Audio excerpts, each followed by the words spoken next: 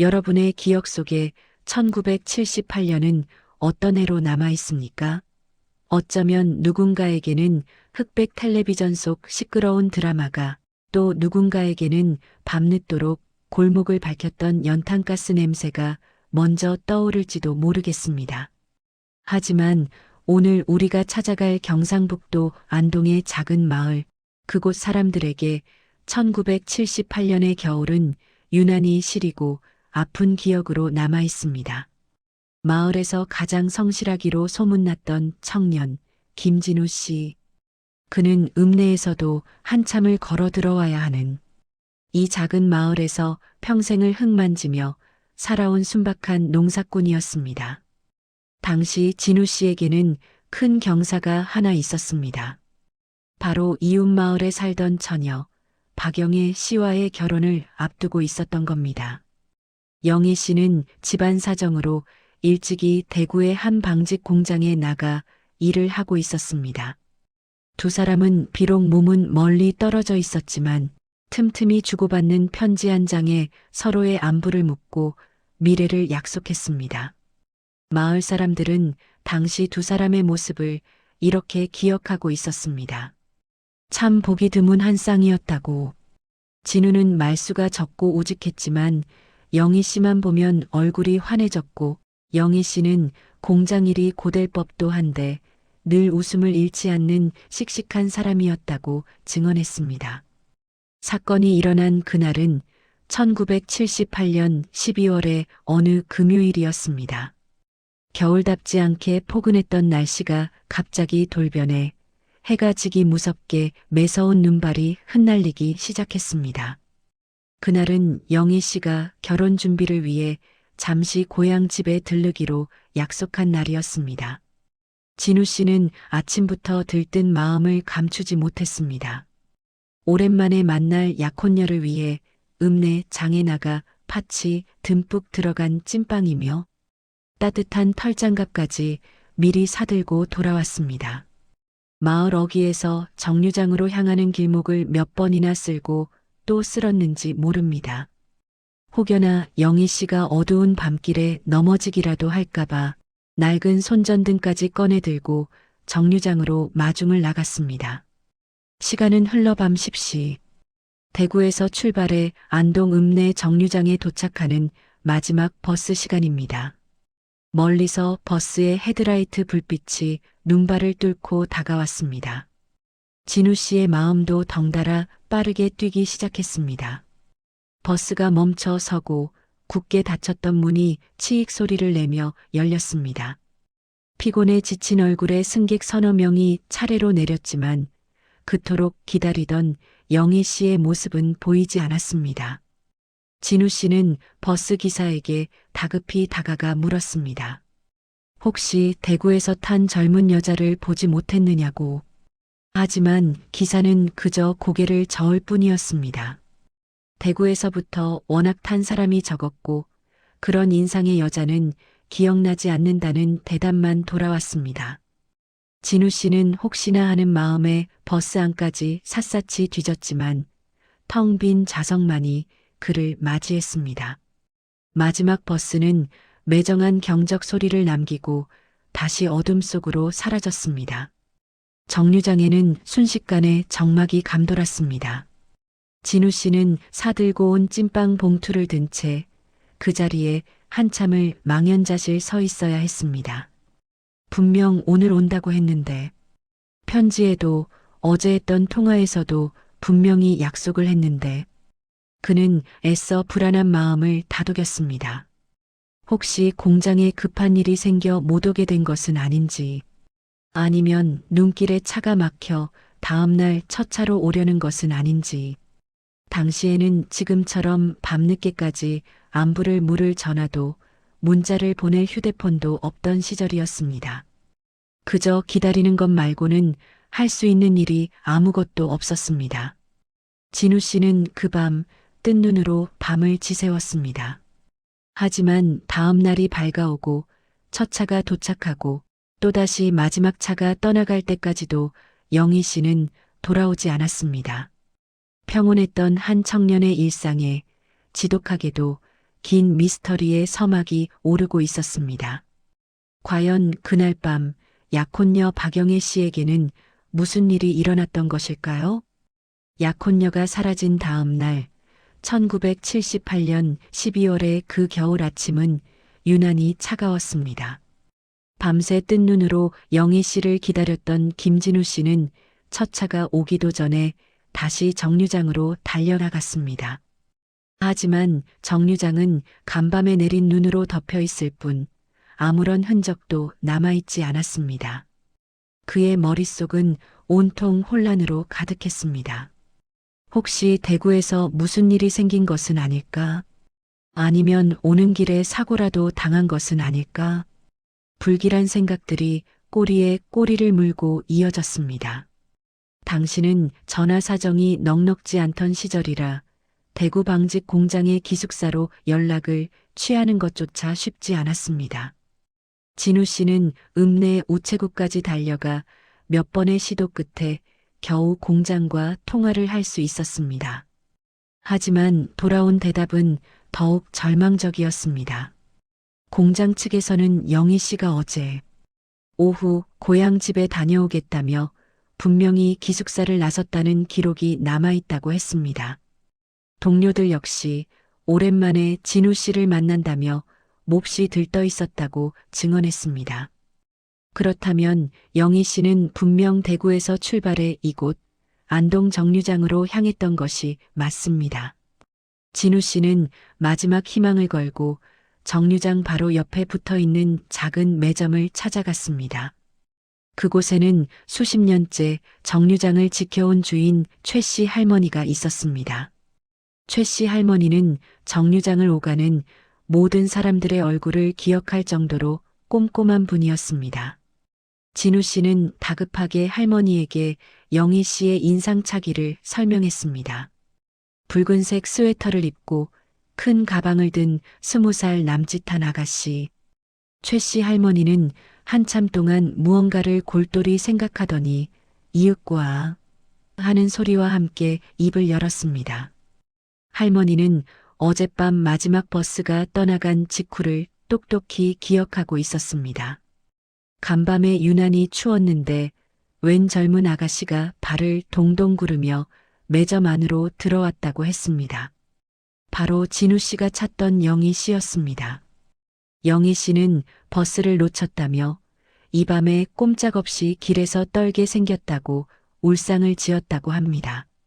최 씨 할머니는 그런 영희 씨를 안쓰럽게 여겨 매점 안난로 옆자리에서 잠시 몸이라도 녹이다 가라고 했습니다. 영희 씨는 연신 고맙다고 인사를 하며 약혼자가 읍내 아래 마을에 사는데 걱정이 태산이라고 말했다고 합니다. 그렇게 두 사람이 이런저런 이야기를 나누던 중이었습니다. 밤 10시가 훌쩍 넘은 시간 매점.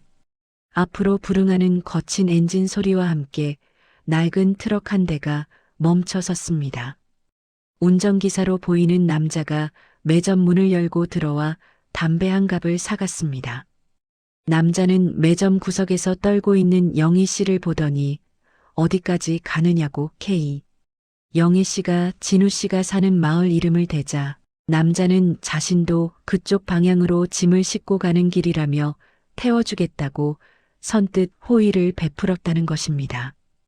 영희 씨는 처음에는 망설였다고 합니다.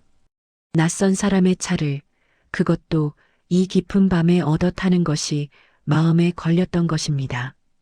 하지만 최 씨 할머니는 오히려 그 남자를 거들었다고 증언했습니다. 자신이 안면이 있는 사람이라고 가끔 정류장에 들러 물건을 사가던 트럭 운전사인데 인상이 선해 보였다고. 이 추위에 밤을 새우는 것보다야 낫지 않겠냐며 영희 씨의 등을 떠밀었다는 겁니다. 결국 영희 씨는 그 남자에게 몇 번이고 고맙다고 인사를 한 뒤 조수석에 올라탔습니다. 트럭은 이내 어둠 속으로 사라졌습니다. 그것이 최 씨 할머니가 본 영희 씨의 마지막 모습이었습니다. 진우 씨는 할머니의 증언을 듣는 순간 하늘이 무너지는 것 같았습니다. 영희 씨는 버스를 놓쳤던 것이고 낯선 트럭 운전사의 차를 탔다가 실종된 것이었습니다. 유일한 단서는 트럭 운전사. 진우 씨는 그제야 이것이 단순한 연락 두절이 아닌 끔찍한 사건의 시작일지도 모른다는 공포에 휩싸였습니다. 과연 영애 씨를 태워간 트럭 운전사는 누구이며 그는 정말 최 씨 할머니의 말처럼 선량한 사람이었을까요? 유일한 목격자 최 씨 할머니의 증언은 김진우 씨에게 한 줄기 빛과 동시에 깊은 절망을 안겨주었습니다. 약혼녀 박영애 씨는 사고를 당한 것도 단순한 변심으로 연락을 끊은 것도 아니었습니다. 그녀는 트럭 운전사의 호의를 받아들였다가 실종된 것이었습니다. 진우 씨는 즉시 경찰에 이 사실을 알렸습니다. 사건 발생 이틀째, 비로소 공식적인 수사가 시작되었습니다. 하지만 1970년대의 수사 환경은 지금과는 비교할 수 없을 정도로 열악했습니다. 마을 입구는 물론 읍내 전체를 뒤져봐도 CCTV 같은 것은 존재하지 않았습니다. 경찰이 기댈 수 있는 유일한 단서는 목격자 최 씨 할머니의 기억뿐이었습니다. 수사관들은 할머니를 상대로 몇 번이고 당시 상황을 되짚었습니다. 할머니는 자신이 본 트럭에 대해 비교적 상세하게 증언했습니다. 그것은 짐칸이 파란색 천막으로 덮여 있는 꽤 낡아 보이는 청색 트럭이었다고 했습니다. 또한 운전기사의 인상착의에 대해서도 기억을 더듬었습니다. 그는 40대 중후반으로 보였으며 겨울용 모자를 깊게 눌러쓰고 있어 얼굴을 자세히 보지는 못했다고 했습니다. 다만 말투가 경상도 억양이 아니었던 것 같다는 애매한 증언을 덧붙였습니다. 낡은 청색 트럭 그리고 타지 말투를 쓰는 40대 남성. 이것이 영애 씨의 행방을 찾을 수 있는 유일한 단서였습니다. 진우 씨는 더 이상 가만히 앉아 기다릴 수만은 없었습니다. 그는 마을 청년들과 함께 정류장 인근을 샅샅이 뒤지기 시작했습니다. 혹시나 영애 씨가 가방이라도 떨어뜨리지는 않았는지 혹은 트럭이 지나간 흔적이라도 남아있지 않을까 하는 신락 같은 희망 때문이었습니다. 그들은 정류장에서 마을로 향하는 비포장도로를 따라 십리길을 넘게 수색했습니다. 간밤에 내린 눈은 이미 대부분 녹아내려 길은 질척한 진흙탕으로 변해 있었습니다. 수색을 시작한 지 몇 시간째 마을 어귀에서 조금 떨어진 샛길 부근 진흙탕 속에서 무언가 반짝이는 것이 발견되었습니다. 그것은 영애 씨가 대구에서 사오기로 했던 은색 머리핀이었습니다. 진우 씨가 지난 편지에서 영애 씨에게 잘 어울릴 것 같다고 꼭 사다 달라고 부탁했던 바로 그 물건이었습니다. 진우 씨의 손이 덜덜 떨리기 시작했습니다. 영애 씨가 이 길을 지나갔다는 증거였습니다. 하지만 그뿐이었습니다. 머리핀이 발견된 장소 주변으로는 더 이상의 어떤 흔적도 남아있지 않았습니다. 다급하게 달려온 경찰도 현장을 둘러보았지만 격렬한 저항의 흔적이나 혈흔 같은 것은 발견되지 않았습니다. 마치 누군가 달리는 차창 밖으로 무심히 던져버린 것처럼 머리핀 하나만 덩그러니 진흙 속에 박혀 있었습니다. 수사관들은 이 머리핀이 결정적인 증거가 될 수 있다고 판단했습니다. 이것은 영애 씨가 단순한 호의로 차를 얻어 탄 것이 아니라 모종의 위협을 느끼고 자신의 위치를 알리기 위해 일부러 떨어뜨렸을 가능성을 시사했습니다. 경찰은 즉시 전국의 청색 트럭을 대상으로 탐문 수사에 들어갔습니다. 하지만 앞서 말씀드렸듯이 당시는 차량을 관리하는 전산 시스템조차 없던 시절입니다. 수사관들은 일일이 손으로 적은 차량 등록 대장을 뒤져가며 안동 인근을 운행하는 화물차 기사들을 대상으로 탐문 조사를 벌여야만 했습니다. 시간은 더디게 흘러갔습니다. 진우 씨는 매일같이 경찰서를 찾아가 수사 진행 상황을 물었지만 돌아오는 대답은 늘 같았습니다. 최선을 다하고 있다. 조금만 더 기다려달라. 사건은 발생 초기, 이 절박한 순간에도 이미 조금씩 미궁 속으로 빠져들고 있었습니다. 머리핀 하나만을 단서로 수천, 수만 대에 이를지도 모르는 청색 트럭을 찾아야만 하는 상황. 과연 이 막막한 수사 속에서 진실의 실마리를 찾을 수 있을까요? 약혼녀가 떨어뜨린 것으로 보이는 은색 머리핀. 이 작은 증거물은 수사에 활기를 불어넣는 듯 보였습니다. 경찰은 이 머리핀이 영희 씨가 위급한 상황에서 남긴 필사적인 신호일 수 있다고 판단했습니다. 본격적인 수사본부가 꾸려지고 인근 지역의 경찰 인력들이 총동원되었습니다. 수사의 초점은 단 두 가지였습니다. 낡은 청색 트럭과 타지 말투를 쓰는 40대 남성. 경찰은 우선 사건 당일 밤 안동을 지나갔을 모든 청색 트럭을 추적하기 시작했습니다. 하지만 우리는 이 사건의 배경이 1978년이라는 사실을 다시 한번 기억해야만 합니다. 지금처럼 도로 곳곳에 CCTV가 설치되어 차량의 이동 경로를 실시간으로 추적할 수 있는 시대가 아니었습니다. 차량 번호를 자동으로 인식하는 시스템은 물론 고속도로 요금소의 기록조차 수기로 작성되던 시절이었습니다. 수사관들이 의지할 수 있는 것은 낡은 종이 뭉치로 보관된 차량 등록 대장뿐이었습니다. 당시 안동시와 인근 군 지역에 등록된 청색 트럭만 해도 수백 대에 달했습니다. 전국으로 범위를 넓히면 그 수는 사실상 파악조차 불가능했습니다.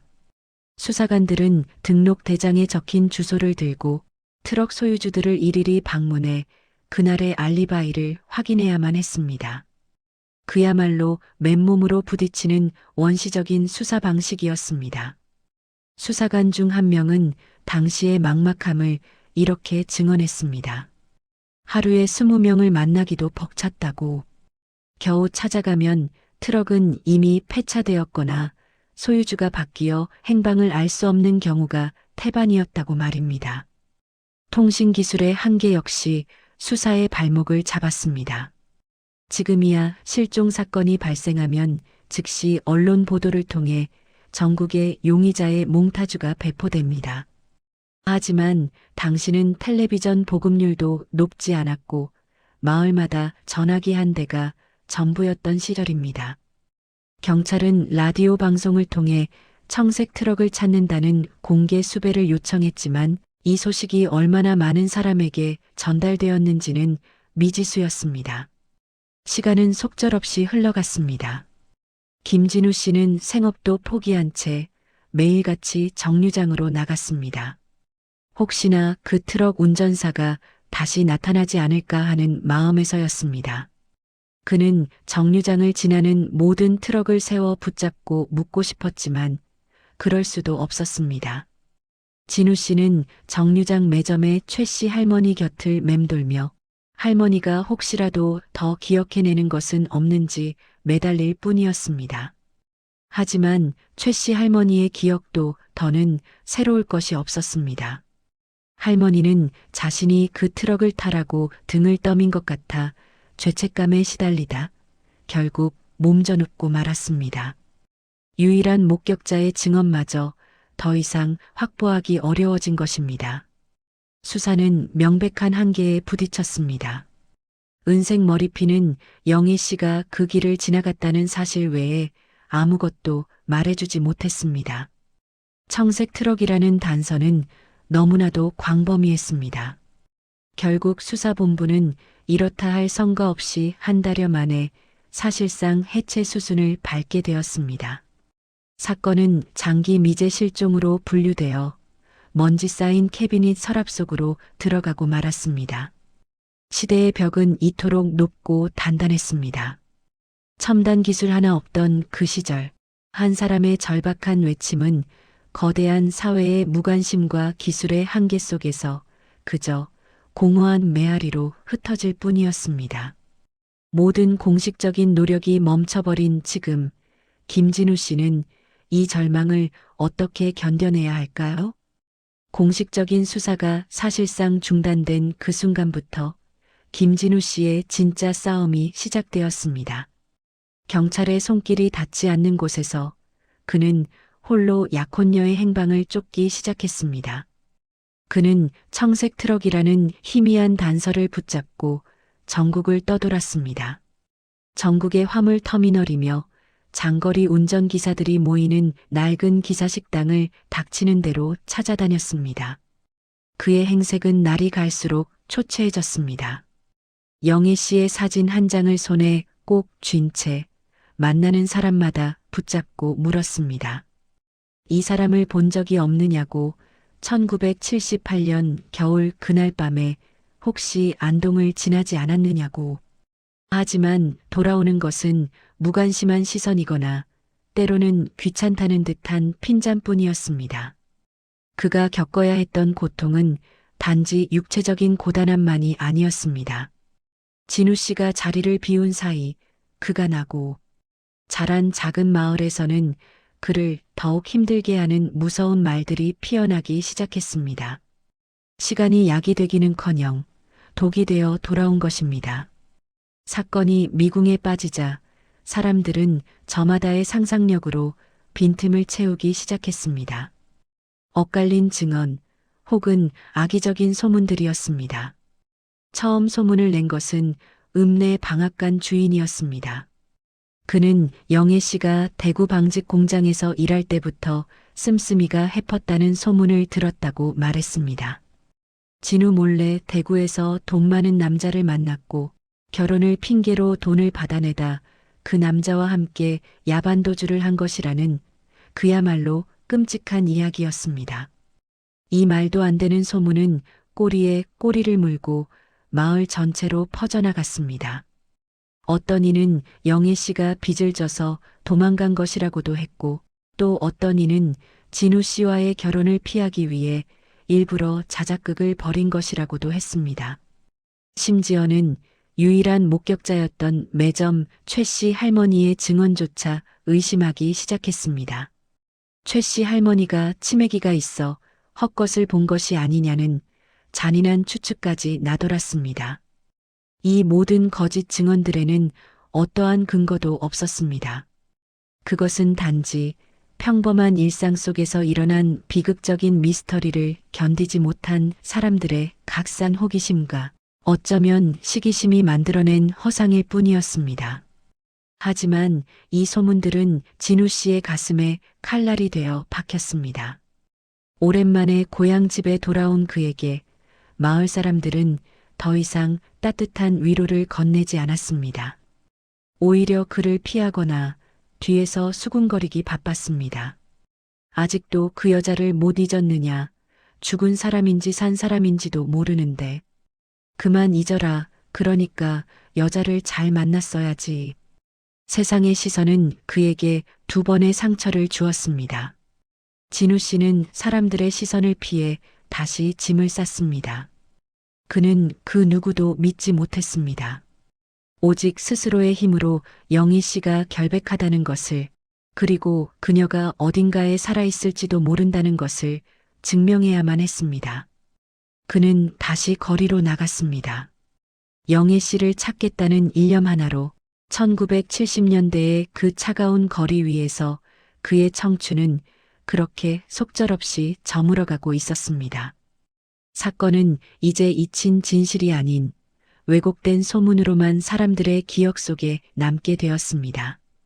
과연 이대로 모든 것은 거짓된 소문 속에 묻히고 마는 것일까요?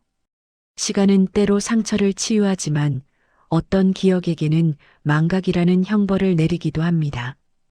김진우 씨에게 시간은 야속하게도 후자였습니다. 1970년대가 끝나고 1980년 광주를 지나 1988년 올림픽의 환호성이 전국을 뒤덮었습니다. 사람들의 옷차림이 바뀌고 흑백 텔레비전은 컬러로 바뀌었으며 마을의 비포장도로는 아스팔트로 말끔하게 포장되었습니다. 그렇게 10년이 흘렀습니다. 진우 씨는 여전히 트럭 운전사를 찾고 있었습니다. 하지만 이제 그를 약혼녀를 잃어버린 비운의 청년으로 기억하는 사람은 거의 없었습니다. 그는 그저 낡은 사진 한 장을 들고 정류장 근처를 배회하는 이상한 사람이 되어가고 있었습니다. 그가 그토록 매달렸던 유일한 목격자, 매점의 최 씨 할머니는 1980년대 중반 지병으로 세상을 떠났습니다. 이제 그날 밤의 진실을 증언해 줄 사람은 아무도 남지 않았습니다. 세월은 더욱 빠르게 흘러갔습니다. 1990년대를 지나 2000년 밀레니엄의 시대가 밝았습니다. 휴대폰이 일상화되고 인터넷이라는 거대한 정보의 바다가 세상을 뒤덮었습니다. 이제 사람들은 청색 트럭 따위가 아니라 컴퓨터 화면 속에서 범인을 추적하는 시대가 되었습니다. 40여 년. 강산이 4번이나 바뀌는 기나긴 세월이었습니다. 박영애 씨 실종 사건은 이제 그 누구의 기억에도 남아있지 않았습니다. 경찰서 캐비닛 가장 깊은 곳, 영구 미제라는 4글자가 찍힌 누런 서류 봉투 안에서만 존재하는 사건이 되었습니다. 사건의 무대였던 안동의 낡은 정류장은 어떻게 변했을까요? 우리가 2024년 현재의 시점에서 다시 찾아간 그곳은 더 이상 예전의 모습을 찾아볼 수 없었습니다. 작은 매점이 붙어 있던 낡은 정류장은 흔적도 없이 사라지고 그 자리에는 왕복 8차선의 넓은 도로가 시원하게 뚫려 있었습니다. 수많은 차가 굉음을 내며 스쳐 지나갈 뿐 40여 년 전 그날 밤 한 여인이 추위에 떨며 서 있었던 그곳을 기억하는 이는 아무도 없었습니다. 그리고 2024년 봄, 우리는 김진우 씨의 소식을 수소문 끝에 들을 수 있었습니다. 평생을 독신으로 살았던 그는 몇 해 전 조카가 사는 도시의 작은 아파트로 거처를 옮겼다고 했습니다. 그리고 지난 겨울 그는 지병이었던 노안으로 조용히 눈을 감았다고 했습니다. 향년 76세. 그의 청춘을 모두 바쳤던 40여 년의 기다림은 끝내 아무런 답도 얻지 못한 채 그렇게 끝이 났습니다. 모든 것이 세월의 먼지 속으로 사라졌습니다. 진실도 기다림도 그리고 그날의 아픔도 모두 잊혔습니다. 정말 이대로 모든 것이 끝나버린 것일까요? 김진우 씨의 죽음과 함께 1978년 겨울에 그 미스터리는 그렇게 영원히 묻히는 듯 했습니다. 40여 년이라는 세월은 한 사람의 인생을 통째로 삼켜버리고도 남을 만큼 길고 무정한 시간이었습니다. 모든 것이 끝났다고 생각되던 바로 그 순간 아무도 예상하지 못했던 곳에서 새로운 실마리가 나타났습니다. 김진우 씨가 세상을 떠나고 며칠 뒤 그의 유품을 정리하기 위해 조카의 딸, 즉 종손녀인 김수민 씨가 할아버지가 머물던 작은 방을 찾았습니다. 수민 씨는 진우 씨를 작은 할아버지라 부르며 따랐지만 할아버지의 가슴 아픈 첫사랑 이야기에 대해서는 어렴풋이 전해 듣기만 했습니다. 그녀에게 할아버지는 그저 평생을 홀로 외롭게 사시다 돌아가신 안타까운 가족일 뿐이었습니다. 방 안에는 세월의 흔적이 켜켜이 쌓인 낡은 물건들 뿐이었습니다. 수민 씨는 차마 버리지 못하고 쌓아둔 낡은 옷가지와 빛바랜 서류들을 하나씩 정리하기 시작했습니다. 그때 장롱 깊숙한 곳에서 자물쇠도 없이 닫혀있는 낡은 나무 상자 하나가 발견되었습니다. 수민 씨는 조심스럽게 상자를 열었습니다. 상자 안에는 놀랍게도 할아버지의 젊은 시절이 고스란히 담겨 있었습니다. 까맣게 바랜 흑백 사진 몇 장, 그리고 유난히 손때가 많이 묻은 낡은 사진 앨범 하나. 수민 씨는 앨범을 펼쳤습니다. 그 속에는 1970년대 20대의 앳된 청년 김진우의 모습이 있었습니다. 그리고 그 곁에서 수줍게 웃고 있는 한 여인, 바로 박영애 씨의 사진이었습니다. 수민 씨는 사진 속 두 사람의 행복한 모습에 잠시 가슴이 먹먹해졌다고 했습니다. 앨범을 거의 다 넘겼을 무렵이었습니다. 마지막 페이지, 비어있는 사진첩 사이에 무언가가 끼워져 있었습니다. 그것은 사진이 아닌 오래되어 누렇게 변색된 엽서 한 장이었습니다. 엽서의 앞면에는 낯선 강원도 어느 바닷가의 풍경이 인쇄되어 있었습니다. 중요한 것은 뒷면이었습니다. 거기에는 1979년 1월 10일이라는 아주 희미한 소인이 찍혀 있었습니다. 영애 씨가 실종된 1978년 12월로부터 불과 한 달도 채 지나지 않은 시점이었습니다. 그리고 그 아래 수민 씨가 상자 속 다른 편지들에서 보았던 바로 그 필체, 영애 씨의 것이 분명한 글씨가 적혀 있었습니다. 진우 씨 미안해요. 버스표 찾지 말아요. 짧고 알 수 없는 말이었습니다. 수민 씨는 그 자리에 얼어붙고 말았습니다. 버스표 찾지 말아요. 이것은 대체 무슨 의미일까? 할아버지는 평생 청색 트럭을 찾아 헤매셨습니다. 그런데 영희 씨는 엉뚱하게도 버스표를 찾지 말라고 했습니다. 마치 모든 것을 알고 있다는 듯이 이 엽서는 한 가지 분명한 사실을 말해주고 있었습니다. 적어도 실종 직후인 1979년 1월 박영애 씨는 누군가에게 납치된 것이 아니라 스스로의 의지로 어딘가에 살아 있었다는 것입니다. 그렇다면 그날 밤 정류장에서의 모든 일들, 최 씨 할머니가 목격했다는 청색 트럭과 트럭 운전사는 대체 무엇이었을까요? 40여 년간 봉인되어 있던 진실이 이 낡은 엽서 한 장을 통해 우리에게 다시 말을 걸어오기 시작했습니다.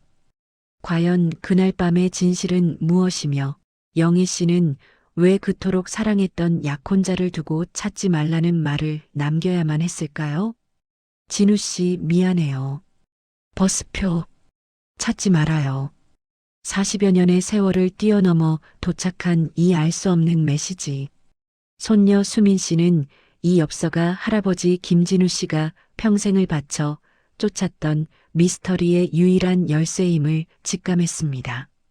할아버지는 청색 트럭을 찾았지만 엽서는 버스표를 말하고 있었습니다. 그녀는 1979년 1월에 소인이 찍힌 강원도의 그 낯선 바닷가를 추적하기 시작했습니다. 수소문 끝에 엽서 속 풍경이 강원도 동해안의 한 작은 마을이었으며 그곳에는 1970년대 당시 결핵 환자들을 위한 요양원이 있었다는 사실을 알아냈습니다. 수민 씨는 곧장 그곳으로 향했습니다. 요양원은 이미 오래전에 문을 닫고 지금은 작은 보건소로 변해 있었습니다. 하지만 다행히도 당시의 기록 일부가 창고에 보관되어 있었습니다. 먼지가 뽀얗게 쌓인 1979년의 입소자 명단. 수민 씨는 떨리는 손으로 장부를 넘겼습니다. 그리고 그곳에서 믿을 수 없는 이름을 발견했습니다. 박영희, 1979년 1월 5일 입소, 병명 결핵 3기. 모든 조각이 한순간에 맞춰졌습니다. 1978년 12월 영희 씨는 이미 자신이 불치병에 걸렸다는 사실을 알고 있었습니다. 당시 결핵은 죽음의 병이나 다름없었습니다. 그녀는 결혼을 약속한 진우 씨에게 짐이 될 수 없다고 판단했던 것입니다. 그날 밤 영희 씨는 버스를 놓친 것이 아니었습니다. 그녀는 일부러 마지막 버스를 보내고 진우 씨의 눈을 피했던 것입니다. 그리고 그녀는 정류장 매점의 최 씨 할머니를 찾아갔습니다. 자신이 곧 죽을 병에 걸렸으니 약혼자가 자신을 찾지 못하게 해달라고, 제발 도와달라고 애원했을 것입니다. 자신은 멀리 떠날 것이라고. 청색 트럭과 트럭 운전사는 존재하지 않았습니다. 그것은 오직 한 여인이 사랑하는 사람을 지키기 위해 만들어낸 너무나도 가슴 아픈 선의의 거짓말이었던 것입니다. 최 씨 할머니는 차마 진실을 말하지 못하고 영애 씨의 마지막 부탁을 들어주었던 것입니다. 진우 씨가 샛길에서 발견했던 은색 머리핀. 그것은 위급한 상황에서 남긴 신호가 아니었습니다. 강원도로 향하는 다른 버스를 타기 위해 정류장을 떠나던 영애 씨가 자신을 평생 기다릴지도 모를 그 길 위에 마지막 사랑의 증표로 혹은 미안함의 눈물로 스스로 떨어뜨린 것이 분명했습니다. 엽서에 적힌 버스표를 찾지 말아요라는 말. 그것은 어쩌면 나와 함께하기로 약속했던 인생이라는 버스표를 이제는 그만 잊어달라는 그녀의 마지막 유언이었을지도 모릅니다. 김진우 씨는 평생을 바쳐 청색 트럭이라는 허상을 쫓았습니다. 하지만 그 미스터리의 본질은 범죄나 배신이 아니었습니다. 그것은 한 사람을 살리기 위해 자신을 기꺼이 지워버린 한 사람의 지독한 사랑이었습니다. 진우 씨는 40여 년 전 그날 정류장에서 영애 씨를 영원히 잃었습니다. 그리고 40여 년이 흐른 오늘 우리는 한 남자의 인생을 송두리째 바꾼 그 슬픈 진실과 마주하고 있습니다. 한 사람의 희생은 다른 한 사람에게 평생의 그리움과 후회로 남았습니다. 이제야 모든 매듭은 풀렸지만 그들의 시간은 다시 돌아오지 않습니다. 세월의 먼지 속에 묻혀있던 낡은 엽서 한 장이 우리에게 진정한 사랑과 인생의 의미란 무엇인지 무겁고도 아픈 질문을 던지고 있습니다.